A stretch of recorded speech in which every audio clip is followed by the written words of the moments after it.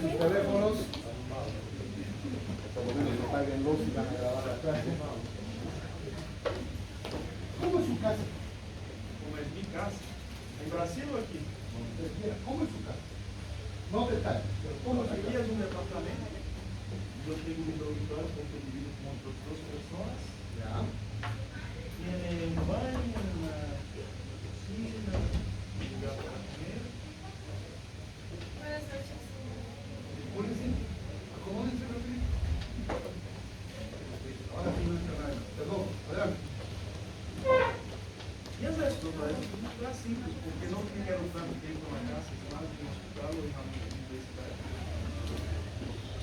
¿Cómo es su casa? Mi casa es un departamento también. Estoy hablando de la de acá. Es un departamento, tiene 3 habitaciones, 2 baños, una cocina, 2 salas. Y solo. Y yo vivo sola. Pero es el paraíso más grande del Para mundo. mí sí. Para cualquiera de nosotros. Si vamos solos o acompañados, nuestras casas es el lugar donde todos queremos llegar a cierto momento, ¿no es cierto? ¿Cómo ve usted un hospital? ¿Cómo lo ve a usted un hospital? Lo veo, no son lugares sufrimiento.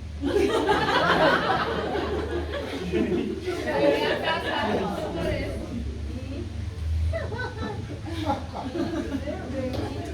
¿Por qué como un lugar de sufrimiento?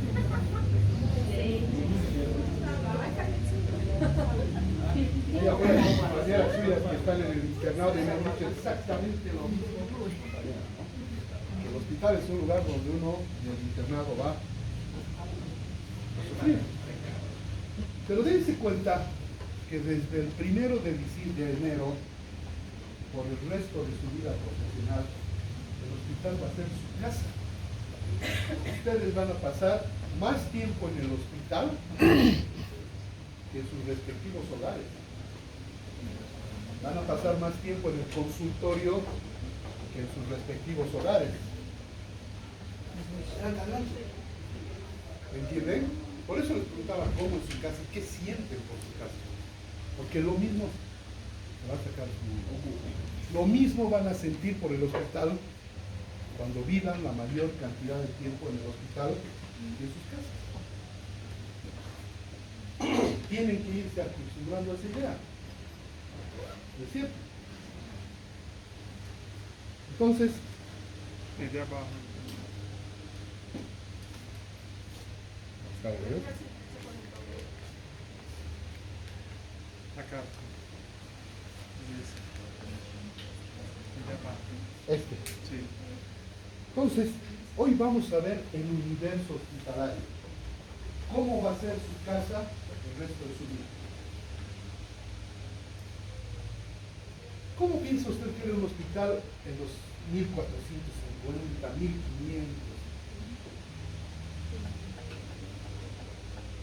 Imagínense, si no lo ha visto alguna vez en un grabado, en una foto, imagínense, bueno, fotos no, porque no había fotos. Fuerte, acostúmbrense a hablar fuerte. Pocos recursos tenía antigamente, entonces tenía solo una camilla, una sala. Es que nosotros estamos imaginándonos el hospital como si fuera ahora. Y el hospital no era así. El hospital era una casa de acogida. Un abrigo, ¿cómo se dice? ¿Qué otros nombres le daríamos? Casa de caridade. Un lugar donde llegaba la gente que no tenía dónde dormir. Dormía en la calle. Albergue. Un albergue. Gente pobre que se iban a refugiar. Y en algún momento han empezado a ir también los enfermos. No es que el albergue ese haya sido creado para hospital, sino ha tenido otros fines que al final se ha convertido en un hospital. Entonces, ¿qué es el hospital? Es un establecimiento destinado a proporcionar asistencia médica, realizar operaciones quirúrgicas, internación, tratamiento y rehabilitación de nuestros pacientes de ser necesario. Eso lo conocemos de memoria. Pero también se practica la enseñanza y la investigación. Por eso es que hay todos los hospitales donde ustedes pueden asistir.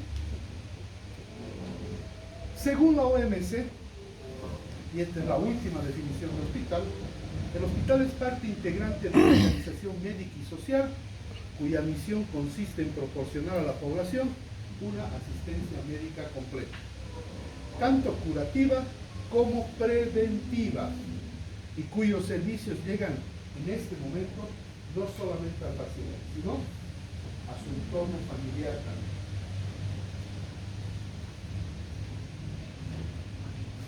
Ya les he dicho, todos los países del mundo tienen su sistema de salud.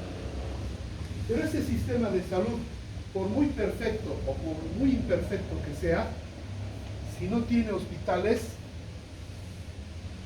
no puede funcionar. Porque, ¿qué es en esencia, qué es la salud? Sanar a nuestros pacientes, ¿sí o no?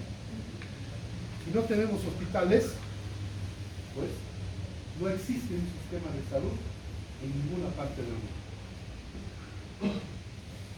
Ahí está la respuesta. ¿A quién le pregunté? ¿Cómo se llama? Sí. Brenda. Así eran los hospitales antes. ¿Alcanzan a ver todos? Bueno, de todas maneras, mañana les voy a pasar las 3 primeras para que vayan estudiando. Fíjense que en los hospitales había niños, había mascotas, gente de diferente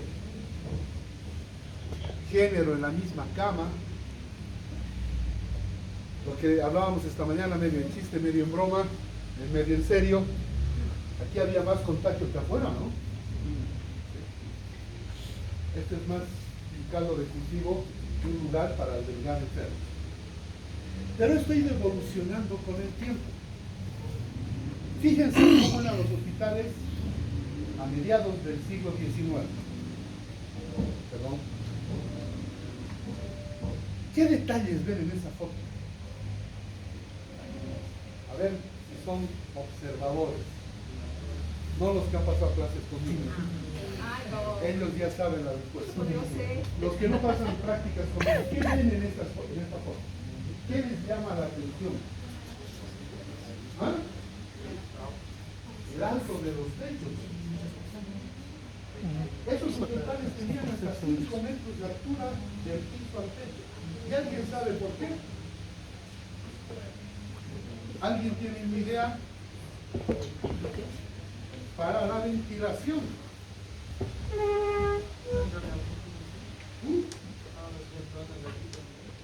Las ventanas arriba, y se van a fijar en fotos más adelante, que esas ventanas no se abren así o se recorren como esta, sino que esas ventanas se abrían de arriba hacia abajo. ¿Para qué? Para que el aire rebote contra el techo, cree una especie de torbellino y refresque el hospital, la sala, y la mantenga libre de gérmenes. ¿Qué se llama ese? ¿Qué? ¿Qué se llama ese fenómeno? Bueno, no es fenómeno, no sé qué podría llamar. Se llama flujo laminar. Todos los quirófanos en la actualidad cuentan con flujo laminar. Todas las salas hospitalarias modernas tienen esto del que conocemos como flujo laminar. Y fíjense que estamos hablando de 1850 más o menos. ¿Qué más ven en la foto? La cantidad de gente para... En un hospital grande, una visita de repente tiene más gente en la actualidad. Pero esa es la diferencia. ¿Cómo están vestidos? De la misma forma en que salen vestidos a la calle. ¿Qué más ven? ¿Qué está haciendo este señor?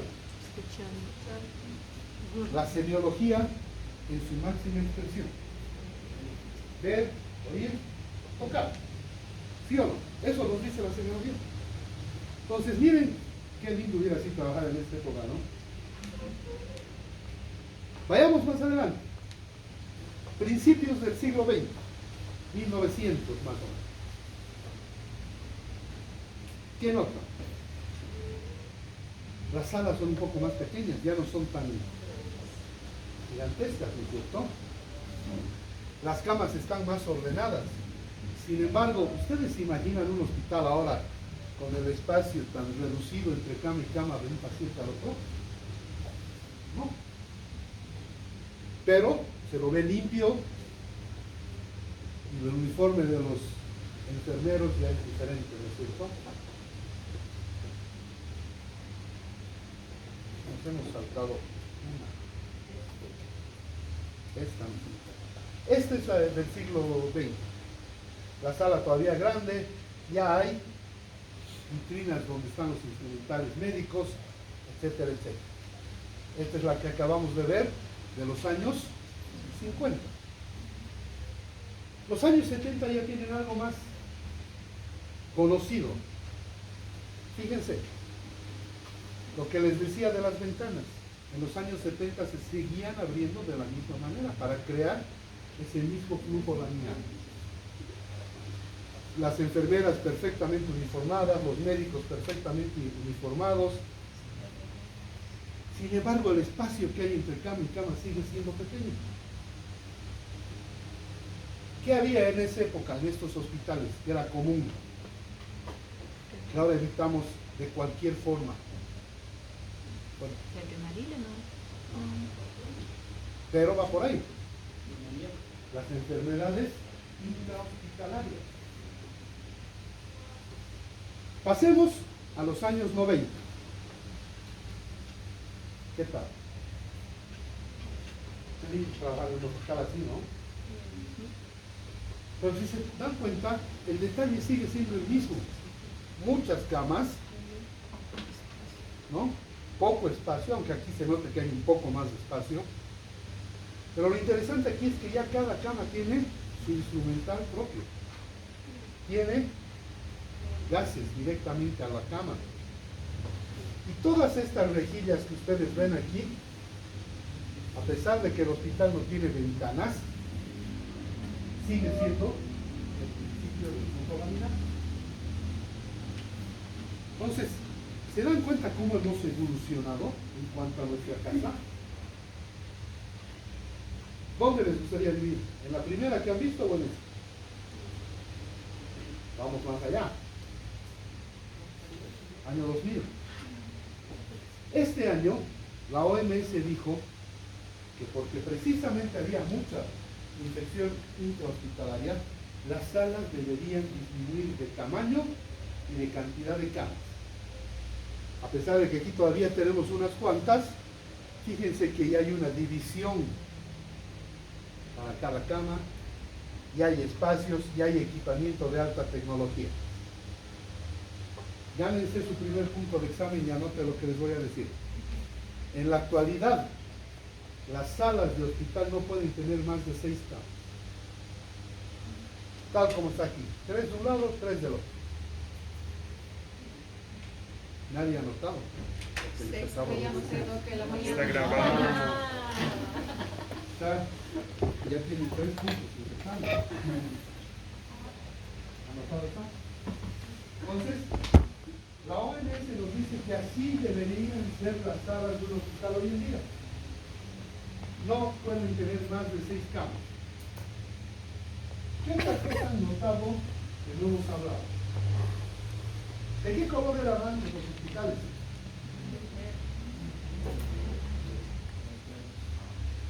Todos eran verdes. ¿Sí o no? ¿Han leído la teoría de los colores? ¿Alguien la leyó? Alguien me dijo una de las clases que había leído. Los colores tienen influencia directa sobre el comportamiento del ser humano. ¿Por qué creen que sus aulas están pintadas de estos colores? No es por capricho. ¿Ah? Primero, para que estén despiertos, para que no estén somnolientos. Imagínense si estas paredes fueran negras. Depresión, suicidio. ¿No? Se mataría. Nos dormimos todos, ¿no es cierto? No veis que causa suicidio también. Además. Depresión. Entonces, fíjense que los hospitales ya no están pintados de verde. ¿Y saben cuál verde era? Y la voy a poner de ejemplo aquí a nuestra amiga. Ese es el verde que utilizaban todos los hospitales. Los pijamas que se usan en la actualidad también son de ese color. Decían que mantenían tranquilo al paciente. Yo creo que lo volvían locos en un hospital. Todo el tiempo darte la vuelta y ver el mismo color afecta. Entonces, fíjense cómo comparando el hospital con nuestra casa, tenemos que verlo bien, ¿no es cierto? Tenemos que estar tranquilos como nuestra casa. Por eso es que el hospital ha evolucionado tanto en los últimos 125, 130 años.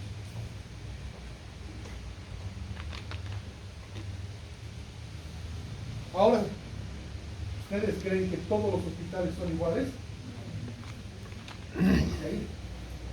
Por más de que sean hospitales del mismo dueño, trabajen los mismos médicos, ningún hospital es igual a otro. Ahora bien, dependiendo de los servicios que ofrezcan y de las enfermedades que se tratan en sus instalaciones, los hospitales se clasifican en distintos tipos. Hay muchas formas de clasificar los hospitales, pero nosotros nos vamos a quedar con dos. Cualquier país del mundo, ya lo hemos dicho 1000 veces, dispone de un sistema de salud que tiene el objetivo y la obligación de promover la salud de su población. El hospital debe ofrecer servicios, instalaciones y profesionales que en conjunto prevengan la aparición de enfermedades y traten las patologías que los ciudadanos puedan sufrir. A partir de esto, los hospitales se clasifican de dos maneras: según el nivel de atención médica y según los servicios que ofrecen. Según los niveles, ¿cuántos niveles conoce usted? ¿Cuáles son? El hospital de primer nivel, que es No lo me explique, dígame cuáles son. de primer nivel, segundo nivel. Me he olvidado corregir. Ay, dos. Me olvidé corregir. Pero bueno, vamos a salvar la situación.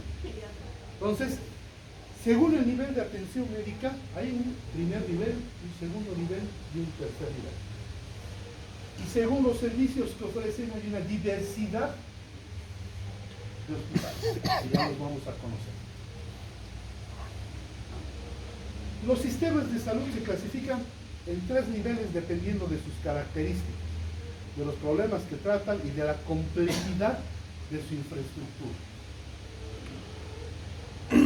Y aquí viene algo en que todos en algún momento hemos estado confundidos. Señor que está de llama, ¿cómo se llama? Esteban. ¿Es lo mismo complejidad y nivel de atención?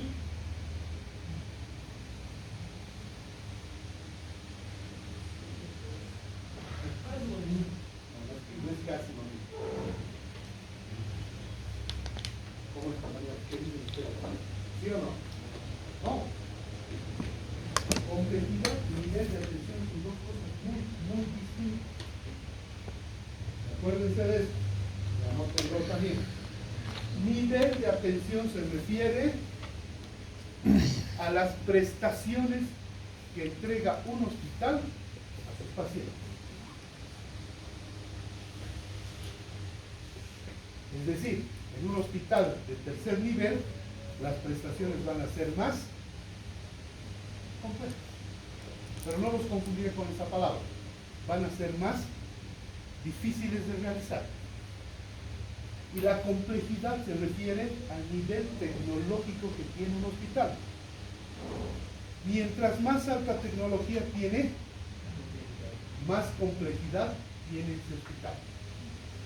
Lo que les decía a sus compañeros, hasta hace unos años la complejidad se dividía en 9 niveles.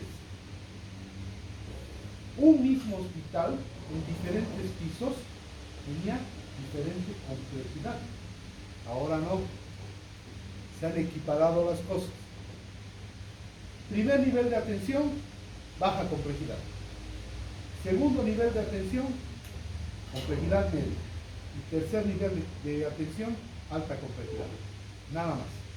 No hay más división. Entonces, a partir de eso, ya les debo algunos desayunos. Está al revés, perdón, van a disculpar. El primer nivel viene a ser la base del sistema de salud.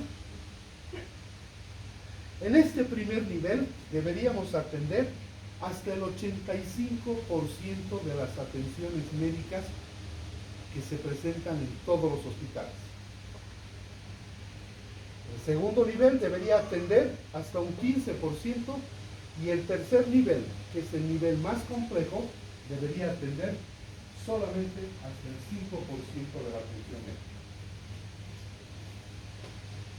¿Se entiende? Con las disculpas de la equivocación. Entonces, ¿qué es el hospital de primer nivel? ¿Qué vemos en un hospital de primer nivel? E assistência médica básica, Ya. sendo um acompanhamento de campanhas, centro de saúde, El hospital de primer nivel, o el centro de salud, no solamente se dedica a la atención médica, sino que tiene que haber casi a la par prevención y promoción de la salud. Eso es lo que hace un centro de primer nivel. Y eso es lo que van a ir a hacer ustedes al trabajo social. Entonces, en los centros de primer nivel prevenimos enfermedades, divulgamos criterios de salud y tratamos enfermedades de poca gravedad. Entonces, el enfoque principal del hospital de primer nivel es la atención médica general. Cuentan con equipo básico de atención de casos de medicina general y muy pocas veces poseen profesionales especializados para enfermedades o casos médicos de mayoría. Sin embargo, en la actualidad, gracias a la política de salud que se conoce como SAFSI, ¿han escuchado hablar? El enfoque políticas de salud, vamos a verla detalladamente, han creado esto de la especialización en medicina familiar. Entonces, muchos centros de salud a los que ustedes vayan, de primer nivel, van a encontrar especialistas en medicina familiar. En estos hospitales de primer nivel se atienden urgencias de gravedad baja o media, se realizan consultas de odontología, se hacen chequeos médicos, podemos solicitar pruebas de análisis, hacemos consultas generales, puede haber un laboratorio pequeño e incluso tienen lugar partos que no se hayan complicado. El año 2000, la OMS les ha dicho a todos los países del mundo que reorganicen sus sistemas de salud para modernizar. El nuestro recién se ha modernizado el año 2014 con la creación del Seguro Universal de Salud. En la actualidad, en nuestro país, tenemos 5 niveles de centros de salud, 5 tipos de centros de salud.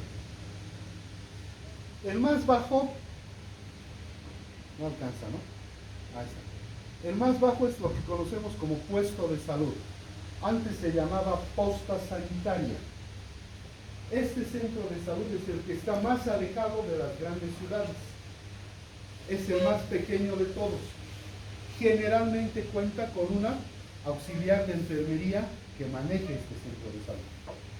Aunque en algunos lugares los más alejados son personas que viven en la comunidad que han sido entrenadas para atención médica, pero muy básica. Generalmente lo único que hacen cuando tiene algo en paciente es llevarlo o referirlo a un centro de salud más grande. Este tipo de puesto de salud siempre está ubicado en el área rural. Luego vienen los centros de salud con internación, que también están en el área rural, pero esta internación que dice no es lo que ustedes se imaginan. Esta internación es internación de tránsito. Si usted como médico atiende a un paciente que tiene, no sé, el ejemplo más fácil es la apendicitis, usted no lo va a poder internar para atender. Le va a dar las medidas básicas y va a esperar que lo trasladen a un centro de salud donde puedan operar a ese paciente. Por eso se llama de internación internación de tránsito, que espera a que lo lleven a un centro de salud más grande. También están en el área rural, siempre. Luego vienen los centros de salud ambulatorios. Esos centros de salud siempre están en el área rural. En todas las OTBs que ustedes viven, aunque creo que la mayoría vive por aquí cerca, pero se han debido fijar que en todas partes ahora hay un centro de salud. Este centro de salud es el centro de salud ambulatorio. ¿Por qué se llama ambulatorio?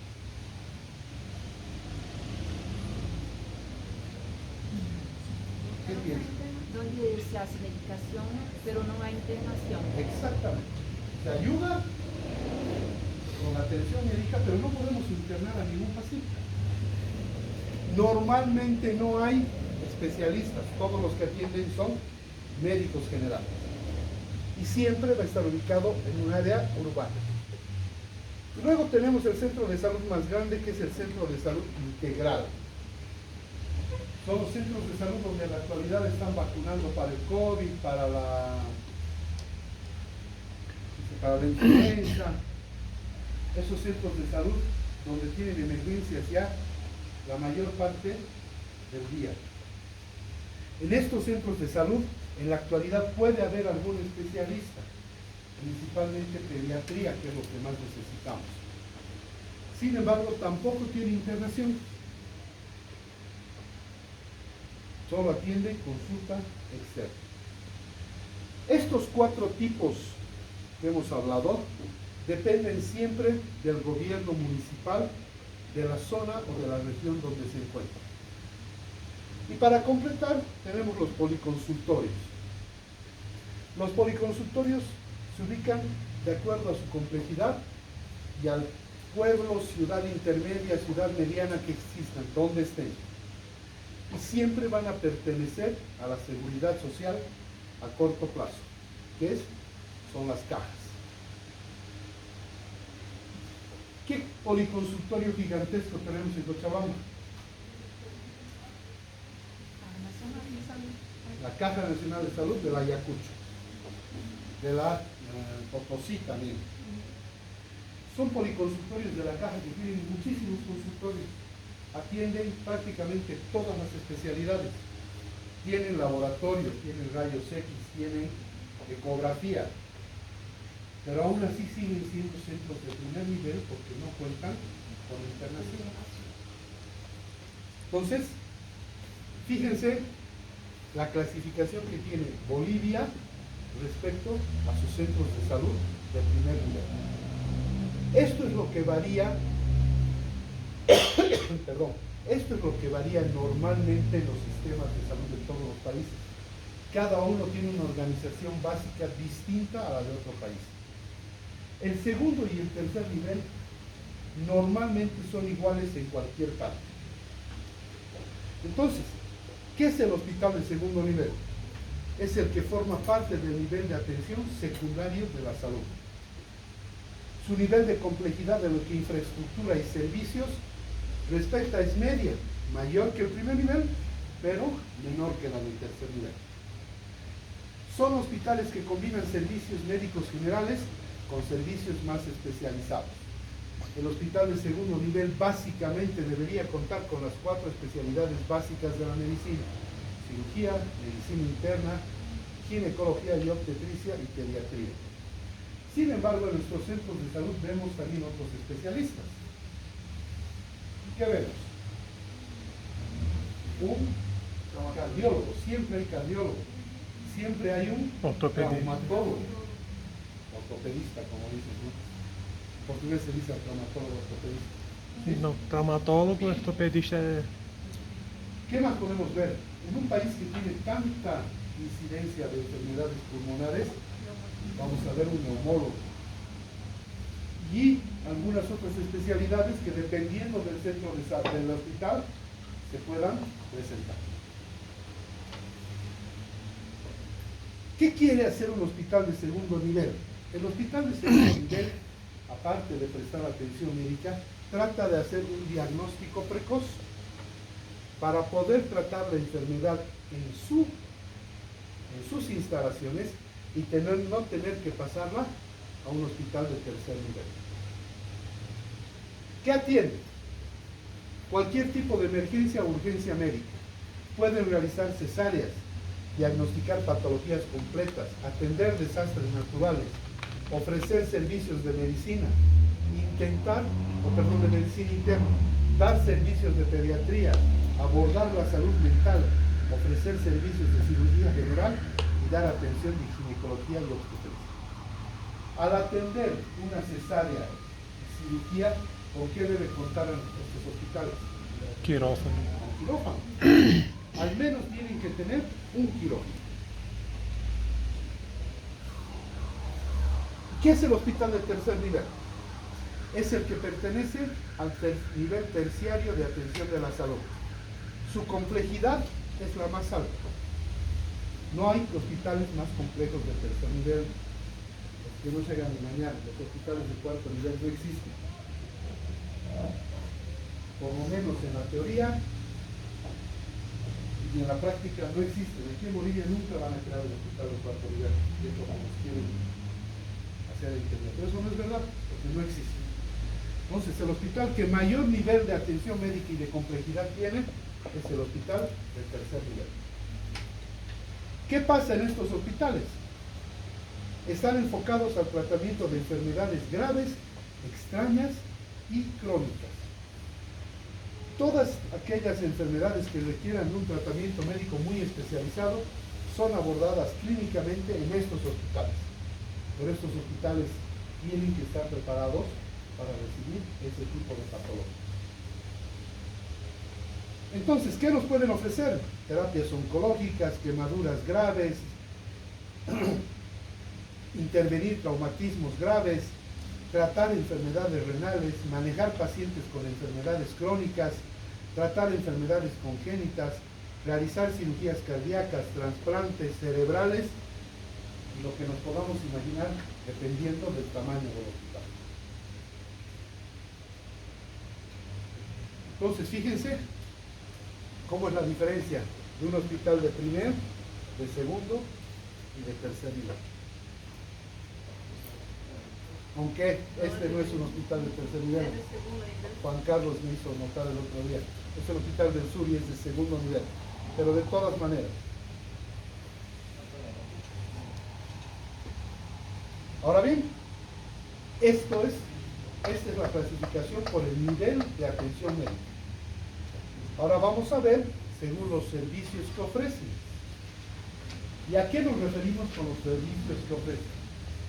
A la cantidad de especialidades que nos puedan entregar.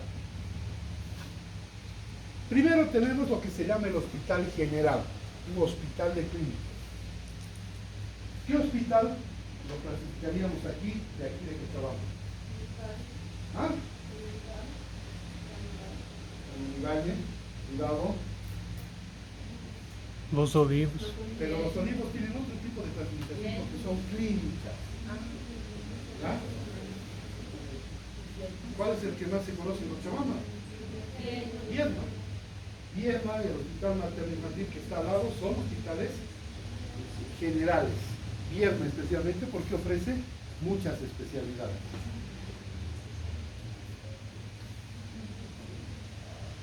Estos dos son los hospitales más grandes que hay en Bolivia.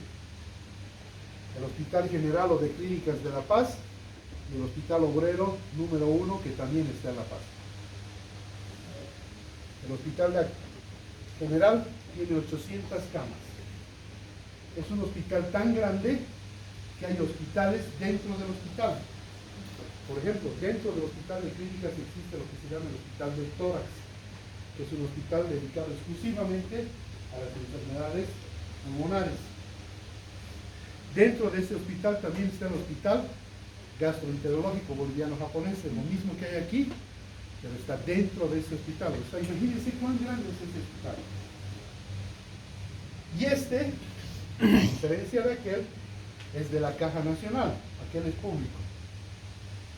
Es un hospital diseñado en los años 50, por eso es que ustedes ven un hospital gigantesco. Todos estos hospitales también al mismo tiempo son hospitales universitarios.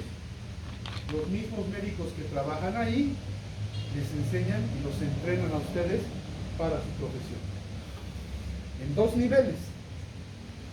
Estudiantes de pregrado, que todavía son ustedes, y los estudiantes de posgrado, que son las residencias médicas. A partir de aquí ya vienen los hospitales ultra especializados. Y el hospital materno-infantil, como su nombre lo dice, atiende a las enfermedades de las mujeres y a todo lo que se refiere al parto, al embarazo en realidad. Pero al mismo tiempo atiende lo que es pediatría.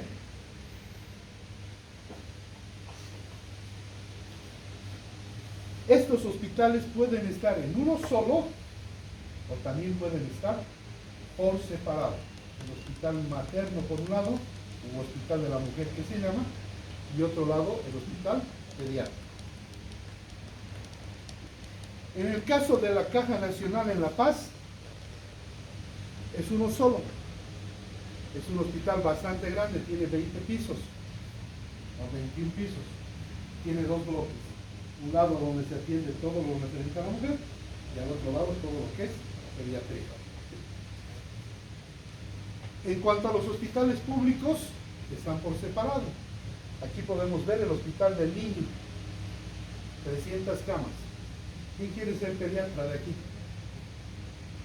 ¿Están seguras? Solo 2, claro. ¿Quién más quiere ser pediatra? Porque normalmente la mitad de la clase levanta la mano con ser pediatra. ¿Ustedes saben lo que es oír llorar a 300 niños? Aquí nuestro amigo es papá de una niña de 3 meses, con una sola. Ya es mucho. Y es grave. Dice con 300. Porque llora uno, lloran todos. Fuera de eso, la sala de cáncer, la sala de quemados, es de terror. Porque si van a ser pediatras tienen que estar muy conscientes de eso. ¿Qué más? Obviamente, como les decía, por separado también tenemos el hospital pediátrico, que atiende todo lo que es pediatría. ¿Hasta los cuántos años se atiende pediatría? Hasta los 18. La teoría nos dice hasta los 18. Pero a ver a una niña de 17 años que quieran llevarla a pediatra. Es un intermedio entre niña y mujer. Y luego vienen los hospitales más especializados todavía.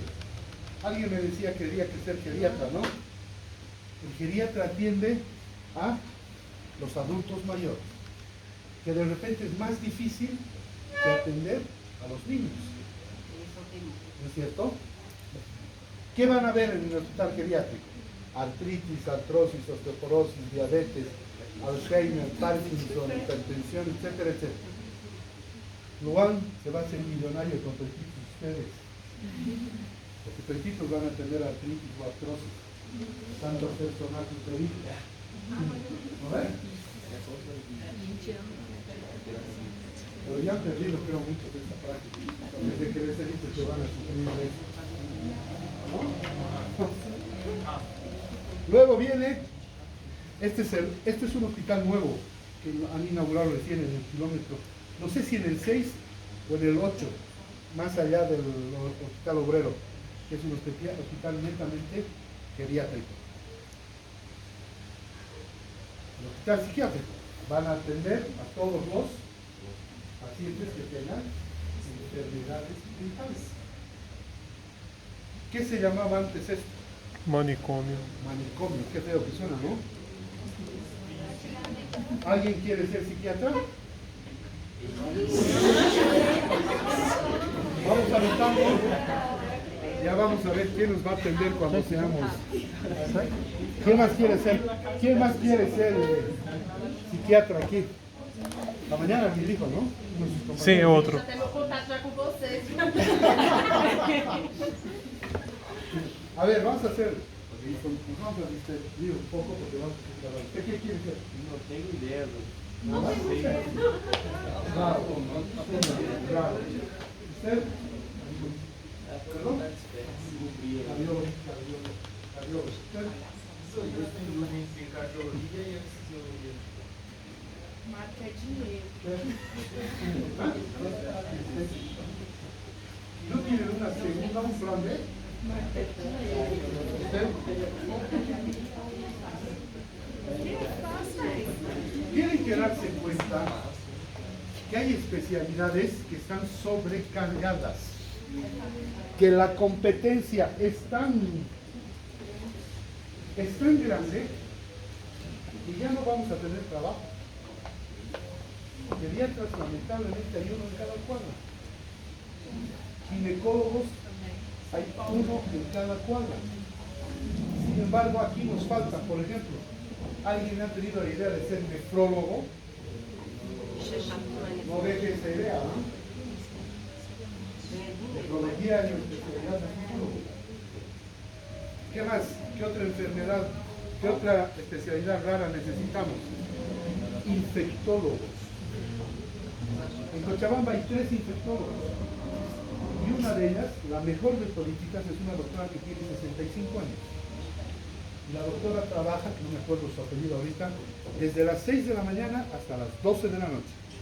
Recorre todos los hospitales de Cochabamba. Imagínense, 300 bolivianos por ir a cada hospital y que vaya a 10 hospitales diarios a ver a 10 pacientes. ¿Se imaginan lo que gana esa señora? Pero obviamente tienen que ser la mejor o el mejor infectólogo, como es esta señora, ¿no? Y no solamente atiende pacientes adultos, también atiende pacientes pediátricos. ¿Qué otra especialidad? ¿Usted qué especialidad quisiera? ¿Todavía no? Ahora en el internado se van a dar cuenta que es lo que les gusta de verdad. Los que querían ser pediatras de repente van a volverse cirujanos. ¿No le gusta la cirugía? A mí me gusta que Oncología, pero oncología clínica. Muy interesante. En La Paz solamente hay uno.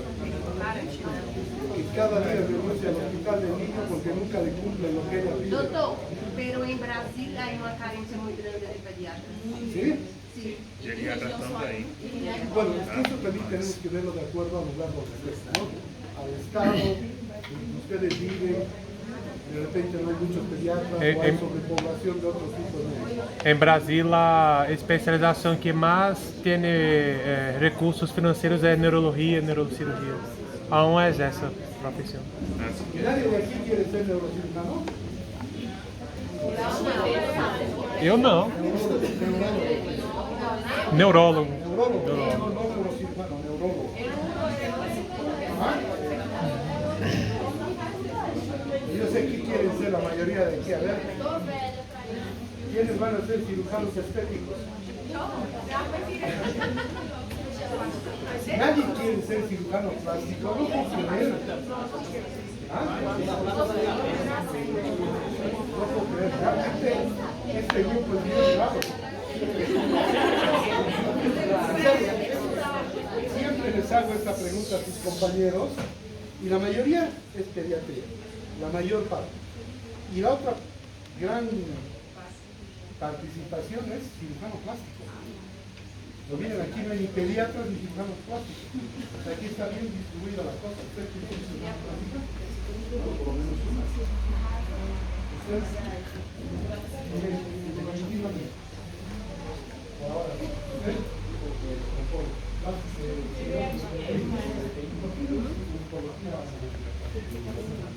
Não tem condição de eu ser neurocirurgião, não. Eu vou terminar velho. Ela dizendo assim que eu queria ser neurocirurgião. Eu vou terminar com 40 e poucos anos. Não. Agora a minha profissão vai pensando em médico. Entonces, fíjense que lo que ustedes están pensando ahora, cuando noten realmente el internado, cuando vean de cerca lo que son las especialidades, o les va a dejar de gustar lo que quieren, o les va a empezar a gustar otras cosas con mayor firmeza.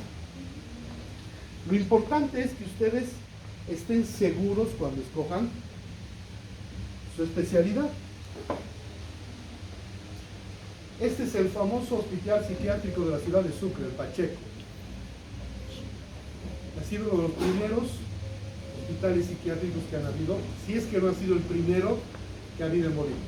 Claro que, como les decía a sus compañeros, ahora ya lo han modernizado, ¿no? Porque antes era, realmente parecía un campo de concentración.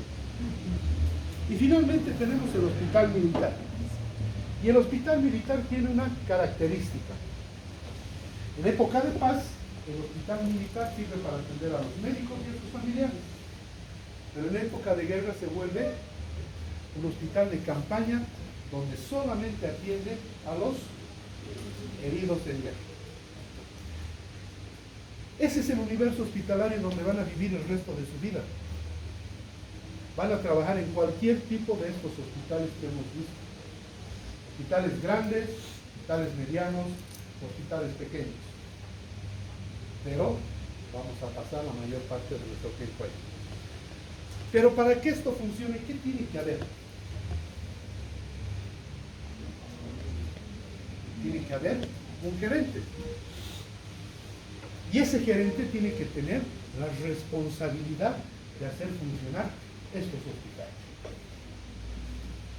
No importa el tamaño que sea. El gerente en la actualidad es el encargado de que esto funcione. La responsabilidad gerencial es la respuesta incondicional del gerente ante las exigencias del hospital, de la organización. Y se caracteriza por el compromiso que el individuo hace primero consigo mismo y luego con el hospital para lograr los resultados que esperan de nosotros. Es la persona clave para el ejercicio de todas las actividades, para la reglamentación y para la normalización de la estructura de gestión en todos los centros de salud. Los gerentes, como hemos dicho, tienen el propósito de planificar, dirigir, coordinar, supervisar, además de evaluar la propia gestión que han realizado cada año.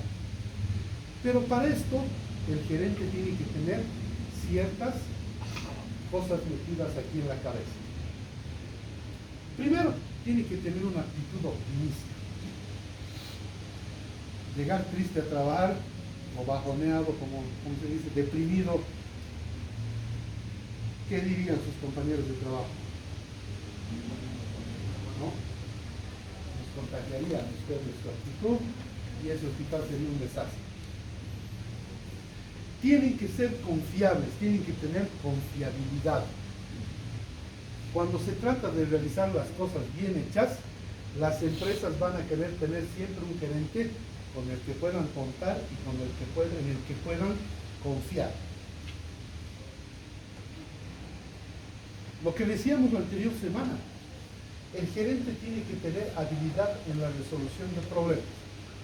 Y no solamente los problemas hospitalarios, tiene que ser el intermediario entre el hospital, el paciente y sus familiares y los funcionarios de su hospital. El gerente tiene que tener integridad y confiabilidad. Una persona que no sea íntegra no sirve en ninguna parte. Que no tenga valores y principios para trabajar, y peor nosotros que somos médicos, no sirve en ningún lado. Al mismo tiempo, el gerente tiene que tener habilidades en el servicio a los demás. Si yo trato mal a mis pacientes, mis funcionarios, ¿cómo los van a tratar? Peor que nosotros. Pues nuestro hospital va a vivir vacío o no. Tiene que tener motivación personal. Si no nos motivamos para realizar nuestro trabajo, ¿quién lo va a hacer?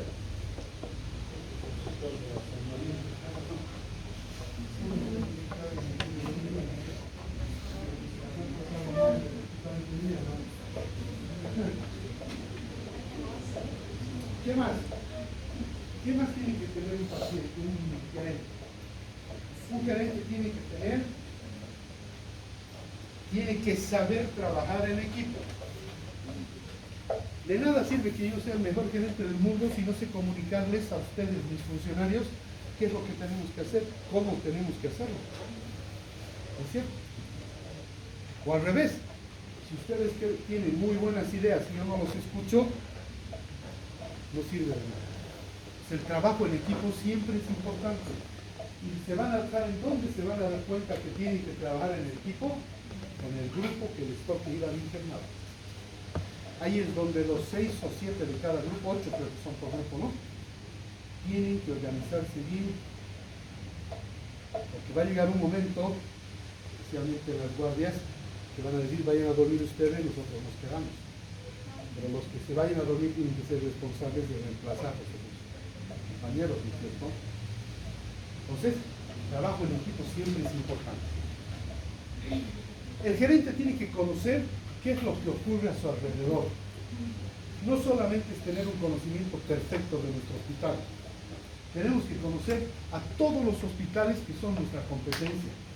Cómo trabajan, quiénes son sus directores, qué prestaciones tienen, en qué nos ganan, qué ventajas tienen sobre nosotros, qué ventajas tenemos nosotros sobre ellos.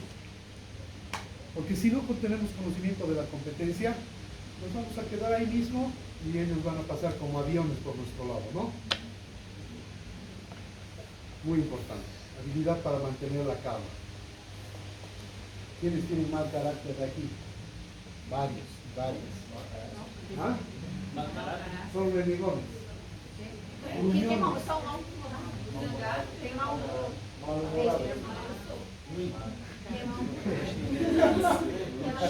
Así la señala, ¿no? ¿Sí?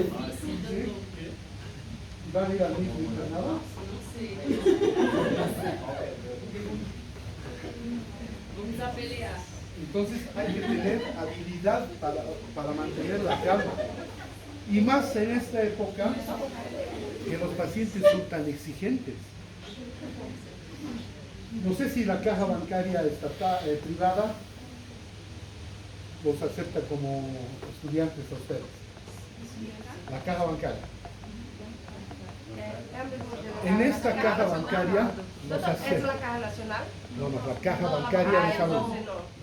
En esta caja son tan exigentes los pacientes que te piden el termómetro que has usado para tomarle la temperatura a él o a su hijo, para llevárselo o romperlo en ese momento.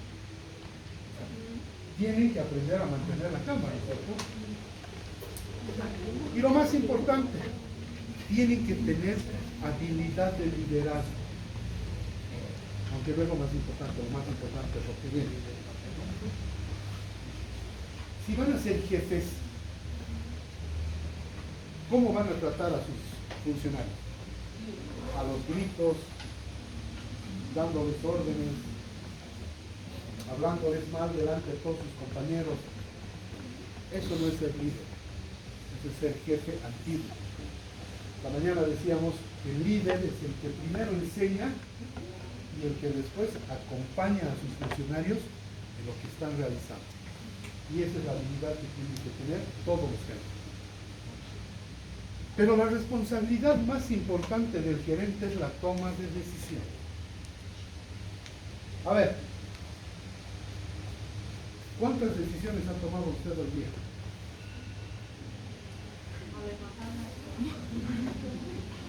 La más difícil de todas. Son incontables las decisiones que han tomado. Y aunque nos pongamos a pensar conscientemente cuántas decisiones hemos tomado, no nos daríamos cuenta. Desde el momento en donde hemos parqueado el auto, desde el momento en que hemos dicho nos compraremos un chicle para no dormirnos en la clase, y hemos tomado decisiones ahora. Entonces, el gerente es la persona que debe saber tomar decisiones. Y no es simple, porque tiene que seguir un proceso. La toma de decisiones es un proceso estratégico, dinámico y complejo. No es lineal, por lo cual los gerentes tienen que responder a las oportunidades y a las amenazas que hay en el entorno externo. Tiene que analizar alternativas y adoptar acciones que den una respuesta coherente ante la oportunidad o ante la amenaza. ¿Y qué es una decisión? Este señor, que según nos ha comentado Andrea, es un experto en administración de Es el empresas. padre de la decisión. Dicen que es el padre de la administración de empresas. Y él dice que la decisión es el proceso de análisis y elección entre las alternativas disponibles de cursos de acción que la persona deberá seguir. Ya más entrando a la medicina, estos señores australianos nos dicen que una decisión puede definirse como el proceso de elegir la solución para un problema, pero siempre y cuando hayan dos alternativas. Porque si solo hay una, ya no es problema, ¿no? Entonces, hay un ciclo de toma de decisión. Primero, identificar el problema. Y el identificar el problema no significa que el médico sea el que identifique el problema. Cualquier persona que esté en el hospital, sea funcionario, sea familiar, sea paciente, nos puede indicar que hay un problema. En chiste y chiste hablamos esta mañana de esas benditas cajas que hay en todos los hospitales, ¿no? Para meter qué cosa, las sugerencias. Y en la mayor parte de esos hospitales antes ni las abrían por años esas cajas. Sin embargo, ahora se han dado cuenta que la opinión del familiar o del paciente cuenta para mejorar la actitud del hospital hacia el paciente. Entonces, primero tenemos que identificar el problema. Una vez que lo hayamos identificado, nos vamos a sentar con nuestro equipo de trabajo y vamos a analizar el problema. ¿Quién? ¿Cómo? ¿Por qué? ¿Dónde? ¿Cuándo? Le vamos a dar 1000 enfoques al problema hasta encontrar opciones. Opciones de solución. Puede que ese problema tenga 10 opciones de solución. Nos corresponde a nosotros seleccionar la mejor opción. Una vez que la hayamos encontrado, la vamos a poner en funcionamiento. Vamos a tomar las medidas adecuadas para que ese problema se corte o disminuya lo más posible. Y después de 6 meses vamos a evaluar los resultados. Vamos a ver si la decisión que hemos tomado ha sido la correcta. Puede que no. Puede que ese problema haya crecido o se haya mantenido. Entonces, ¿qué vamos a hacer? Volver al principio. Y volver a hacer el análisis del problema y tomar una nueva decisión. Y esto lo hacemos todos los días, aunque no nos demos cuenta en nuestra vida. Todos los días. Hasta para decidir qué color de camisa o de blusa nos vamos a poner para venir a la universidad. Estas decisiones se dividen en dos, o hay dos tipos de decisiones. Las decisiones de planificación estratégicas o de largo plazo y las decisiones de control de gestión u operativas o a corto plazo. Las decisiones de planificación o estratégicas son aquellas que van a determinar el proceso de formulación de una estrategia o donde vamos a definir los objetivos para la organización y las estrategias para lograrlas. Estas tienen la propiedad de ser decisiones proactivas y tendientes a delinear el futuro o establecer una situación deseable. ¿Qué son las decisiones de control y de gestión? Perdón, las anteriores decisiones generalmente se las toma en equipo y estudiando el problema. En cambio, estas decisiones de control y gestión no las puede tomar el gerente por sí solo porque son decisiones rutinarias que se pueden tomar en el momento. ¿Por qué? Porque de esas decisiones puede depender el funcionamiento inmediato de un quirófano o la compra de algún material urgente.